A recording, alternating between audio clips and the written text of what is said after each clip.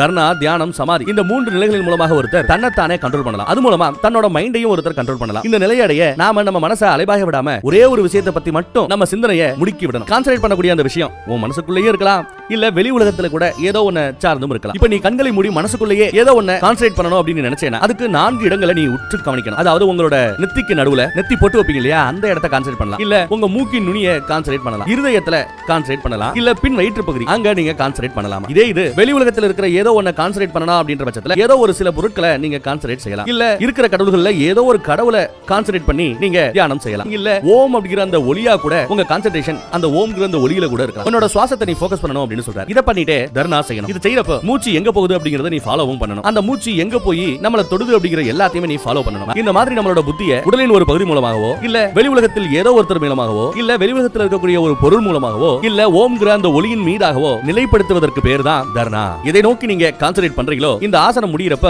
அது உங்களுக்கு சொந்தமாகி விடும். இந்த பயிற்சி மூலமாக சுத்தமில்லாத மனசு சுத்தமாகவும் தெளிவாகவும் இருக்கும். நம்ம புத்தியை சுத்தப்படுத்த இதுதான் சிறந்த வழி. நாம வெறுமனே ஒரு பொருள் அல்லது ஒரு இடத்தின் மீது கவனத்தை செலுத்தினா அது நமக்கு நிராசையை கொடுக்கும். ஆனா தியானத்துல அந்த குறிப்பிட்ட பொருளோ அந்த குறிப்பிட்ட இடத்தோட குணநலங்களை நாம கான்சென்ட்ரேட் பண்ணா அந்த குணநலங்களே நமக்கு கிடைக்கும், நிராசையாகாது. இப்படி இருக்கிறப்போ எந்த கவலையும் பயமும் நம்மள டிஸ்டர்ப் பண்ணாது. இந்த சாதனங்களை செய்யும் நபருக்கு தான் அப்படிங்கிற அந்த குணம் இருக்கவே கூடாது. சுயநலமற்று இருக்கணும். அதே சமயம் எண்ணங்களுக்குள்ள ஆழமாகவும் போய்விடக் கூடாது. அதே சமயம் உணர்ச்சிகளோடையும் இருக்கக்கூடாது. எல்லாத்துக்கும் மத்தியில இருக்கணுமா. அப்படியே நம்ம மனசு ஸ்டெப் பை ஸ்டெப்பா தர்ணான்ற நிலையிலிருந்து தியானத்துக்கு போய் அதுக்கப்புறம் சமாதிங்கிற அந்த நிலைக்கு போய் முழுமையடையும்.